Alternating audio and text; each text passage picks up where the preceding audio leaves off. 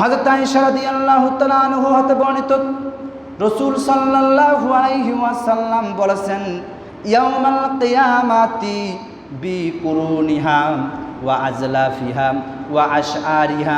রাসূল সাল্লাল্লাহু আলাইহি ওয়াসাল্লাম বলেছেন, ও আমার উম্মতেরা শোনো, কঠিন কিয়ামতের দিন, মুসিবতের সময়, যেদিন তোমাদের সমস্ত আমলগুলো যখন কোনো কাজে আসবে না, যখন তোমাদের গুনাহের পাল্লা যখন ভারী হয়ে যাবে, নেকির পাল্লা হালকা হয়ে যাবে, আল্লাহ রাব্বুল আলামিনের পার্লামেন্টের সিদ্ধান্ত হলো আল্লাহ রাব্বুল আলামিন তোমাকে জাহান্নামের মধ্যে দিয়ে দিবে, তোমাকে শাস্তির মধ্যে দিয়ে দিবে।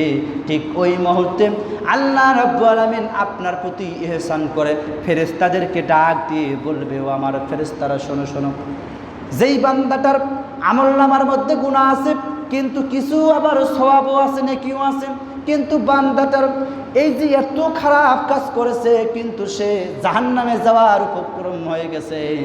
ও আমার বান্দারা, ও আমার ফেরেশতারা, দেখো তো আমার এই বান্দাটা পাপ করেছে, কিন্তু দুনিয়ার জমিনে আমি রব্বুল আলামিনকে রাজি খুশি করার জন্য সে দুনিয়ার জমিনে কি কুরবানি কি করেছিল কিনা।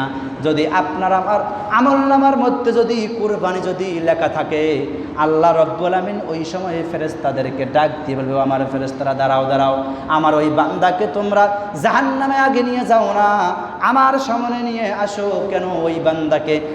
ওই বান্দা আমাকে রাজি খুশি করার জন্য সে একটা কাজ করেছিল, দুনিয়ার জমিনে কুরবানি করে দিয়েছিল। তোমরা দেখেছো সকলে হাসরের জমিনে সমস্ত মানুষ আজকে ইয়া নাফসি বলতেছে, আর ওই সময় বান্দাটার আমি হিসাব নিয়েছি।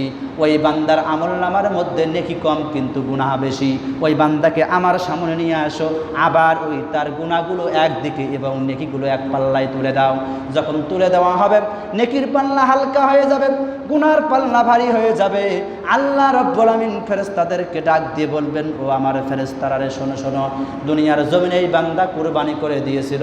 ওই বান্দা যে কুরবানি করেছিল, ওই কুরবানির পশুর খুর যেগুলো আছে, পাগুলো যেগুলো আছে, ওই পশুটার চোখ, কান, এরকম করে চামড়া যা কিছু আছে তোমরা নিয়ে এসে মিজানের পাল্লায়, নেকির পাল্লায় তুলে দিয়ে দেখি কি অবস্থা হয়ে যায়।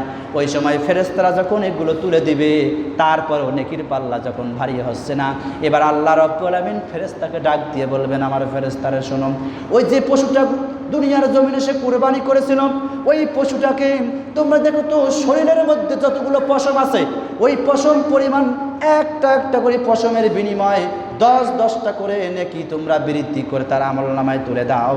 এবার যেই আমলনামার মধ্যে যেই তুলে দেওয়া হবে, এবার নেকির পাল্লা এবং গুনার পাল্লাটা সমান হয়ে যাবে। ফেরেশতারা ডাক দিয়ে বলবে, আয় আল্লাহ তাআলা, দিলাম তো সব, একটা সওয়াবের বিনিময়ে আপনার কথা মতো 10টা করে নেকি লিখে দিলাম।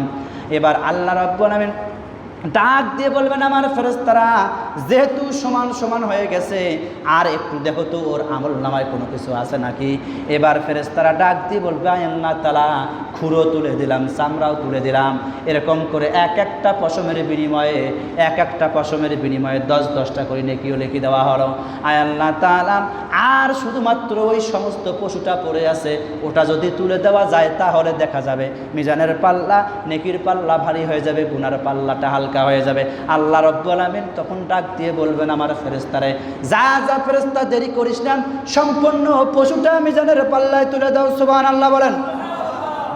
যেই এই কথা বলবেন, আল্লাহ রাব্বুল আলামিনের হুকুম পাওয়ার সঙ্গে সঙ্গে এবার আল্লাহ রাব্বুল আলামিন যখন এরকম করে হুকুম জারি করে দেবেন, ফেরেশতারা এসে সম্পূর্ণ আপনি যেই পশুটা কুরবানি করেছিলেন, ওই পশুটা সম্পূর্ণ মিজানের পাল্লায় তুলে দেওয়ার সঙ্গে সঙ্গে আল্লাহ রাব্বুল আলামিন দেখবেন, ফেরেশতারা রে, দেখছো ওই আমার বান্দা আমলনামার মধ্যে নেকির পাল্লাটা ভারী হয়ে গেছে, গুনার পাল্লাটা হালকা হয়ে গেছে, কিন্তু গুনাহগুলো কি করা যায়? ফেরেশতারা বলে, আল্লাহ আপনি তো ভালো জানেন, আমরা কি জানি। এবার আল্লাহ রাব্বুল আলামিন ফেরেশতাদেরকে শোনায় দিয়েন, নূরের এরকম করে পর্দাগুলো মিজানের পাল্লার উপরে ফেলাইয়ে দিবেন। একটু উপরে যখন ওই নূরের পর্দাটা তোলা হবে, হাসরবাসী সমস্ত মানুষগুলো তাকায় তাকায় দেখবে যে এই মানুষটা একটু আগে জাহান্নামের পথ রওনা দিয়েছিল, আর এই ব্যক্তিটার আমলনামার মধ্যে দেখো আর কোনো গুনাহ নেই। আল্লাহ রাব্বুল আলামিন সাইয়্যাতিহিম হাসানা ইউবাদদিলুল্লাহু সাইয়্যাতিহিম হাসানা। সূরা ফুরকানের মধ্যে আল্লাহ রাব্বুল আলামিন বলেছেন, ওই বান্দার যতগুলো গুনাহ আছে সমস্ত গুনাহগুলো ইউবাদদিলুল্লাহু, আল্লাহ রাব্বুল আলামিন পরিবর্তন করে সাইয়্যাতিহিম হাসানা। সাইয়্যাত শব্দের অর্থ হলো গুনাহ, পাপ। এই পাপগুলো পরিবর্তন, হাসানা উত্তম নেকি যারা সুবহানাল্লাহ বলেন, উত্তম নেকি দ্বারা, নেকিগুলো দ্বারা পাপগুলোকে পরিবর্তন করে আল্লাহ রাব্বুল আলামিন হিসাব সহজ করে। যারা কুরবানি দিবে আল্লাহ রাব্বুল আলামিন তাকে এইরকম সহজ হিসাব করে মাফ করে জান্নাত দিয়ে দিবে।